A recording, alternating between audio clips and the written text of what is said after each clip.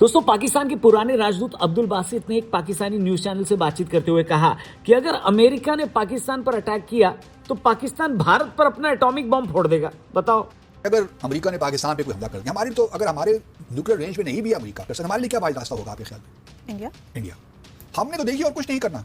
हमने तो अगर हमारी रेंज वहाँ ना भी हुई और अब हम पे कुछ किसी ने बुरी नज़र से देखा तो हमने तो बगैर सोचे समझे भारत पे, मुंबई पे अटैक कर देना है, न्यू दिल्ली पे कर देना है, हमने तो छोड़ा नहीं। दोस्तों, अब्दुल बासित का ये बयान ऐसी खतरनाक नहीं, इसके पीछे कारण है। सबसे पहले तो ये आदमी इस देश के अंदर पाकिस्तान का राजदूत रह चुका है। जब ऐसे पद पर बैठा आदमी ये कहता है तो ये उस देश की कोर आइडियोलॉजी को बताता है। धुरंधर में बस इसी कोर आइडियोलॉजी को तो टारगेट किया गया। अब देखिए, दोजख में बैठे इनके अब्बू जान की रूह को भी ये पता है कि इनके लड़के नालायक निकले हैं। उनको थोड़ी सी भी अकल तो है नहीं। इनको भी पता है कि इनकी औकात नहीं है कि परमाणु बम को थोड़ा सा भी छेड़ पाए, वरना इनकी तशरीफों को 4x4 में डिवाइड करने में हमारे ब्रह्मोस को 5 मिनट नहीं लगने। लेकिन पाकिस्तान की इस साजिश को हम दरकिनार नहीं कर सकते। अमेरिकी नेता तुलसी गबार्ड ने हाल ही में पाकिस्तान को एक खतरनाक देश होने की बात कही है। It assesses that Russia, China, North Korea, Iran, and Pakistan have been researching and developing an array of novel, advanced, or traditional missile delivery systems with nuclear and conventional payloads that put our homeland within range. अमेरिकी national intelligence के director तुलसी Gabbard ने 18 मार्च 2026 को अमेरिकी senate की intelligence committee के सामने annual threat assessment पेश करते हुए पाकिस्तान के मिसाइल प्रोग्राम पर बेहद कड़ा और चौंकाने वाला बयान दिया। तुलसी गबार्ड ने ऑफिशियली पाकिस्तान को उन देशों की लिस्ट में शामिल किया है जो फ्यूचर में सीधे तौर पर यूएस होमलैंड के लिए एटॉमिक खतरा बन सकते हैं। गबार्ड ने कहा है कि पाकिस्तान का लंबी दूरी की बैलिस्टिक मिसाइल प्रोग्राम अब इस लेवल पर पहुंच सकता है जहां वो इंटरकॉन्टिनेंटल बैलिस्टिक मिसाइल डेवलप कर ले। ये मिसाइलें सीधे अमेरिका तक मार करने में कैपेबल होंगी। उन्होंने पाकिस्तान को रशिया, चाइना, नॉर्थ कोरिया और ईरान जैसे देशों के साथ खड़ा किया है जो ऐसी एडवांस मिसाइल सिस्टम डेवलप कर रहे हैं जो एटॉमिक और ट्रेडिशनल पेलोड ले जा सकती हैं। गबार्ड के हिसाब से साल 2035 तक अमेरिका के लिए मिसाइल खतरों की संख्या 3000 से बढ़कर 16000 हो सकती है और पाकिस्तान इस बढ़ते खतरे का एक बड़ा हिस्सा है। अब बासित का यह बयान इस बात की ओर इशारा कर रहा है कि पाकिस्तान फिर से उस आग से खेलने की कोशिश कर रहा है जो उसके तो हाथ जलाएंगी, साथ में पूरे साउथ एशिया में एक नई दिक्कत शुरू कर सकते हैं। लेकिन हेलो, ये वॉर जो अभी चल रही है ना ईरान, इजराइल और अमेरिका की, वो कितने दिन चलेगी? क्या अमेरिका के हथियार खत्म हो रहे हैं? और अगर खत्म हो रहे हैं तो अमेरिका को हथियार मुहैया कौन कराएगा? क्या ईरान इस वॉर में अमेरिका से अब बहुत ज्यादा स्ट्रांग हो गया है?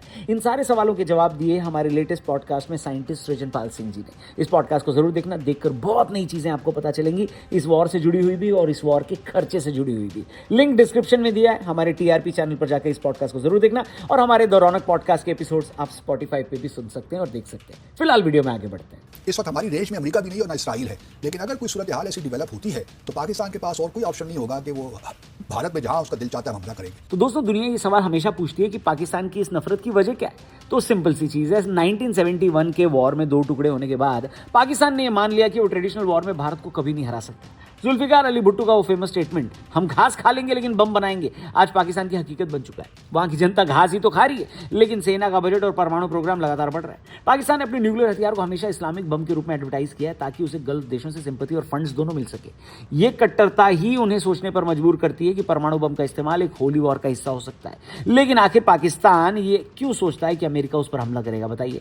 अब दोस्तों, अमेरिका और इजराइल की पार्टनरशिप दुनिया में खुलकर सामने आ चुकी है। इजराइल के लिए सबसे बड़ी दिक्कत क्या थी? ईरान का न्यूक्लियर प्रोग्राम। इजराइल का कहना था कि वो किसी भी इस्लामिक देश को परमाणु हथियार बनाने नहीं देगा। यही वजह थी कि ईरान पर इतनी हड़बड़ी में उसने हमला किया। लेकिन सवाल ये है कि अगर ये क्राइटेरिया है तो पाकिस्तान के परमाणु हथियार कैसे बचे हुए हैं? बताइए। खुफिया जानकारी है कि पाकिस्तान ईरान और बाकी इस्लामिक मुल्कों को परमाणु टेक्नोलॉजी बेचने की कोशिश करता आया है। धुरंधर का क्लाइमैक्स आपको याद होगा, जहां यह दिखाया कि पाकिस्तान के कैसे एक बड़े अधिकारी ने पैसे के लिए अपने न्यूक्लियर सीक्रेट्स इजराइल यानी यहूदियों को बेच दिए थे। ये एक फिल्म का सीन नहीं बल्कि एक सच्चाई भी है। पाकिस्तान ने ही नॉर्थ कोरिया को परमाणु बम बनाने के लिए हेल्प किया था, उसके बदले में उसने भारी पैसे भी लिए थे। अब पाकिस्तानियों को पता है कि ईरान के बाद अगला नंबर पाकिस्तान के परमाणु हथियार हैं जो इजराइल हर हाल में खत्म करना चाहता है। इजराइल इस बात की थोड़ी भी गुंजाइश नहीं छोड़ना चाहता कि पाकिस्तान आगे चलकर उसके दुश्मन देशों को परमाणु संपन्न देश बनाने में हेल्प करे। बस इन पाकिस्तानियों को उसी बात का डर है कि अमेरिका इजराइल के इस मिशन को आसानी से पूरा कर सकता है और हम पे अटैक कर सकता है। उसी पैनिक में पाकिस्तान भारत पर हमला करने की धमकियां दे रहा है। हालांकि उसने ऑपरेशन सिंदूर में अपनी एक एंटी बैलिस्टिक मिसाइल को भेजा था जो अमृतसर के आसपास मार गिराई। वहीं से इंडियन एजेंसियां और ज्यादा सावधान हो गई क्योंकि वो ऐसी मिसाइल थी जो न्यूक्लियर कैपेबल थी। उसके बाद ही पाकिस्तान में 4 घंटों में 40 छेद कर दिए गए थे। उनके 11 एयरबेस क्या हो गए थे राहुल जी? खत्म। अभी भी वो उन्हीं को ठीक करने में लगे, जबकि ऑपरेशन सिंदूर को हुए 1 साल से ज्यादा हो चुके हैं। ये पाकिस्तान के उसी दर्द को नासूर में बदल देगा कि अगर उनका एटॉमिक प्रोग्राम खत्म कर दिया गया या उसको नुकसान पहुंचाया गया तो पाकिस्तान के अंदर पैनिक क्रिएट हो जाएगा। वो ये जानते हैं। उनके आम लोग भी इसी बात को लेकर घमंड करते हैं कि उनके पास इस्लामी बम है, यानी अकेला इस्लामिक देश जिसके पास एटम बम है, वो भी चोरी किया हुआ है। वेल, अक्सर ये भी सवाल उठता है कि क्या पाकिस्तान के पास वो तकनीक और फाइनेंशियल कैपेसिटी है कि वो अपने परमाणु हथियारों का इफेक्टिवली इस्तेमाल कर सके। सबसे पहले कमांड और कंट्रोल सिस्टम पर आते हैं। परमाणु हथियार चलाने के लिए एक हाईली ट्रेन्ड और secured command and control chain की जरूरत होती है। पाकिस्तान में पावर के 2 सेंटर्स हैं, एक चुनी हुई सरकार और दूसरी उनकी सेना। क्राइसिस के समय बटन किसके पास होगा ये आज भी एक सीक्रेट है। वहीं परमाणु हथियारों को एक्टिव रखने के लिए बहुत सारे, जी हां, अरबों डॉलर्स का एनुअल खर्च आता है। पाकिस्तान की करंट जीडीपी ग्रोथ 2% से नीचे और फॉरेन एक्सचेंज रिजर्व अपने सबसे निचले लेवल पर है। ऐसे में हथियारों का एडवांसमेंट और सिक्योरिटी एक बड़ा सवालिया निशान है। पाकिस्तान के पास शाहीन और गौरी जैसी मिसाइलें तो हैं, लेकिन भारत के पास S-400 जैसी एडवांस्ड मिसाइल डिफेंस सिस्टम है। मतलब इसका साफ है कि पाकिस्तान अगर बम दागता भी है तो इस बात की पूरी संभावना है कि वो बम हवा में ही नष्ट कर दिया जाएगा। लेकिन सवाल फिर वहीं आकर खड़ा होता है कि क्या ये लोग इसका इस्तेमाल करेंगे भी या कर पाएंगे? जवाब इसका केवल मिसाइल होने में नहीं है, बल्कि उस हमले के बाद होने वाली जवाबी रिटेलिएशन को झेलने की कैपेसिटी में है, जो पाकिस्तान के पास 0 है। समझे? वहीं इससे भी बड़ी बात है कि पाकिस्तान के एटॉमिक बम दरअसल उसके हैं भी नहीं। सऊदी अरब ने पाकिस्तान के परमाणु प्रोग्राम को फंड करने और बदले में परमाणु सुरक्षा गारंटी या ऑफ द शेल्फ बम पाने के लिए पाकिस्तान से हाल ही में डील की थी। ऐसा माना जाता है कि 1970 और 80 के दशक में सऊदी अरब ने पाकिस्तान को भारी फंड हेल्प की थी, जिसे कई एक्सपर्ट परमाणु बम बनाने के लिए एक सीक्रेट इन्वेस्टमेंट के रूप में भी देखते हैं। 2013 में बीबीसी की रिपोर्ट और कई अमेरिकी खुफिया अधिकारियों ने दावा किया था कि दोनों देशों के बीच एक अनडिस्क्लोज समझौता है, जिसके तहत अगर ईरान परमाणु हथियार हासिल कर लेता है तो पाकिस्तान तुरंत सऊदी अरब को परमाणु हथियार या तकनीक मुहैया कराएगा। हालांकि पाकिस्तान इसे अपनी सॉवरेनिटी का हिस्सा बताकर नकारता है और सऊदी अरब ऑफिशियल्स एनपीटी का पालन करने की बात करता है।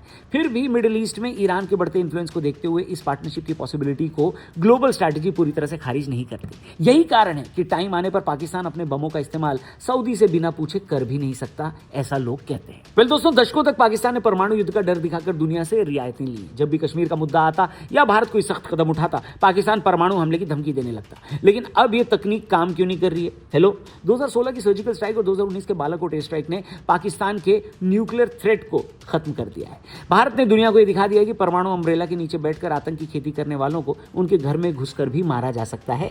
पाकिस्तान लंबे समय तक ग्रे लिस्ट में रहा है। दुनिया अब समझ चुकी है कि पाकिस्तान को पैसे देने का मतलब है टेररिज्म और न्यूक्लियर हथियारों को बढ़ावा देना।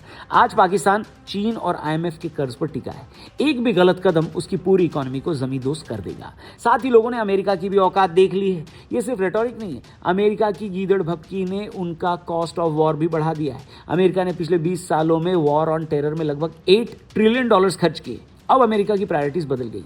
वहीं डोनाल्ड ट्रंप ने इंडिया के जेट्स गिरने का जो झूठ बोला, उनके ही राज में ईरान ने उनके 16 जेट्स गिरा दिए। बताइए। मजा आया। ताजा रिपोर्ट्स की माने तो इनमें 10 MQ-9 रीपर ड्रोन्स हैं, जिन्हें ईरानी डिफेंस सिस्टम द्वारा मार गिराया गया है। ये अनक्रूड ड्रोन्स हैं। रिपोर्ट्स के हिसाब से 3 F-15 फाइटर जेट्स कुवैत के ऊपर फ्रेंडली फायर में गिर गए, लेकिन सबको पता है कि ये ईरान के हमले ही हैं। ऐसे ही एक KC-135 रिफ्यूलिंग टैंकर हादसे का शिकार हो गया, जिसमें 6 मेंबर्स की जान भी चली गई। ईरान ने दावा किया है कि उसने अमेरिका के सबसे एडवांस्ड F-35 स्टील फाइटर को भी मार गिराया है। अमेरिका ने एक्सेप्ट किया है कि एक F-35 को नुकसान पहुंचा है और उसे इमरजेंसी लैंडिंग भी करनी पड़ी, लेकिन उसके पूरी तरह खराब होने की बात को नहीं माना है और वो मानेगा भी नहीं, क्योंकि ये अमेरिका के आर्म्स इंडस्ट्री के शेयर्स को गिरा डालेगा। समझे? खैर, अब्दुल बासित जैसे लोगों का बयान ये साबित करता है कि पाकिस्तान अभी भी पास्ट की जंजीरों में जकड़ा हुआ है। परमाणु बम किसी प्रॉब्लम का सोल्यूशन नहीं है, बल्कि विनाश का इन्विटेशन है। पाकिस्तान को ये बात समझनी होगी, और अगर नहीं समझा तो भारत अच्छे से समझा देगा, है कि नहीं? बात तो सही है। बाकी अब्दुल बासित जैसे लोगों की कोरी धमकी पर आप क्या कहना चाहते हैं, कमेंट करके जरूर बताना। और ईरान इजराइल अमेरिका वॉर पर हमारा लेटेस्ट पॉडकास्ट देखना मत भूलना। हमारे TRP चैनल पर एपिसोड रिलीज हो चुका है। साइंटिस्ट सृजनपाल सिंह जी के साथ एक अमेजिंग बातचीत हुई है। डिस्क्रिप्शन में लिंक है, जाकर देखना। स्पॉटिफाई पे भी द रौनक पॉडकास्ट सर्च करके उसे सुन सकते हैं, एंजॉय कर सकते हैं। चैनल को जरूर सब्सक्राइब करना दोस्तों। जल्दी मिलेंगे। Thank you for watching. जय हिंद।